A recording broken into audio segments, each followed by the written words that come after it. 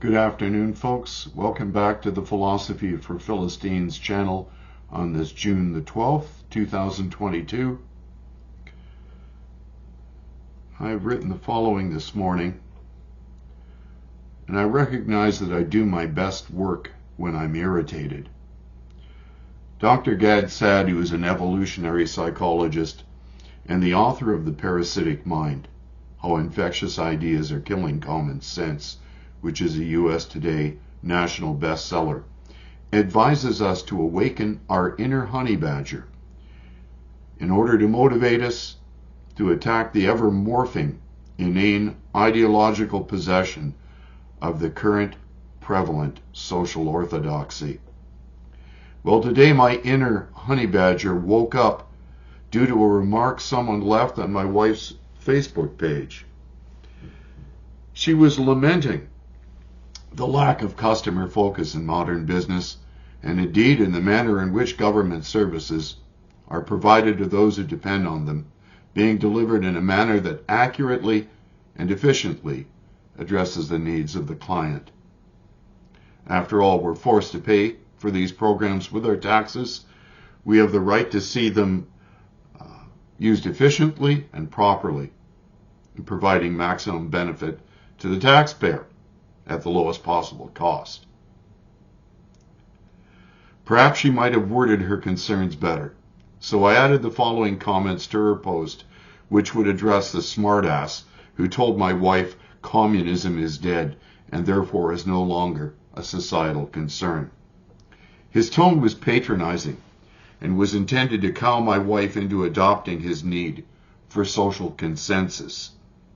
What angers me about this is that here I have yet another example of someone manifesting a stereotype I absolutely loathe, namely that of someone who is undoubtedly a part of the prevalent social orthodoxy, mocking someone who recognizes why this orthodoxy is both dysfunctional and dangerous.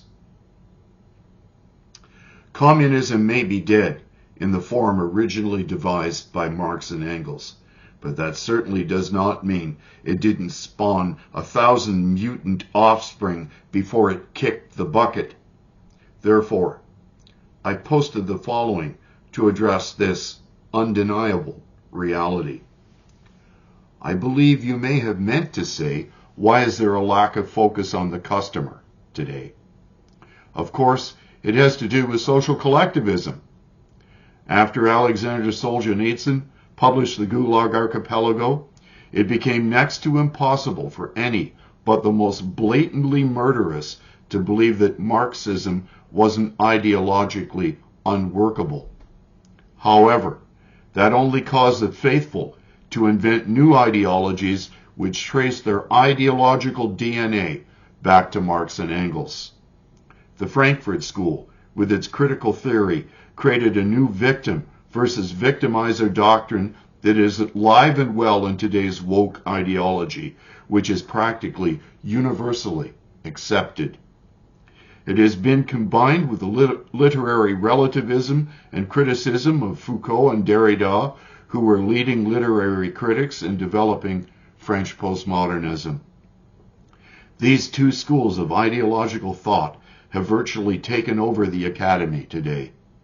Since these ideologies have created D.I.E, diversity, equity, and inclusion politics, there can be no room for the individual, since these ideologies deny that we are individuals, but rather are mere extensions of the intersectional identity group to which we may or may not belong, depending on whatever we feel at the moment. Under these mind worms, for that is what they are, the end user, the customer, indeed the very idea of I, must die under the knives of those whose aims are to create absolute social consensus.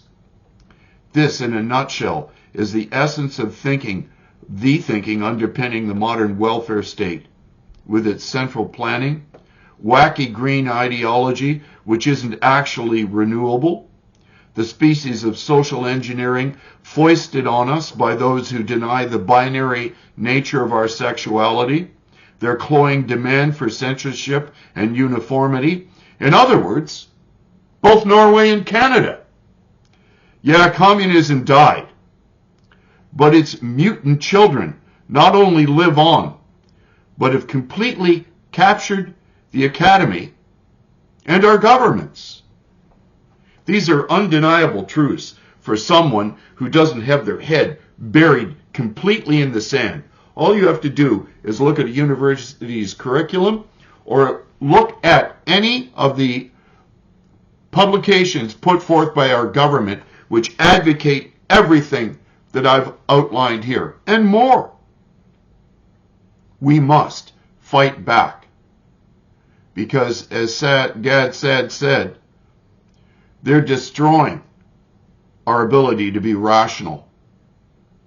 And they're also destroying our ability to be faithful to God, because these ideologies are nothing other than religious beliefs that for the believer require no evidence. These people will continue to pursue their belief system until they've torn everything down around them and we live in nothing but nihilistic despair. These are things to think and pray about.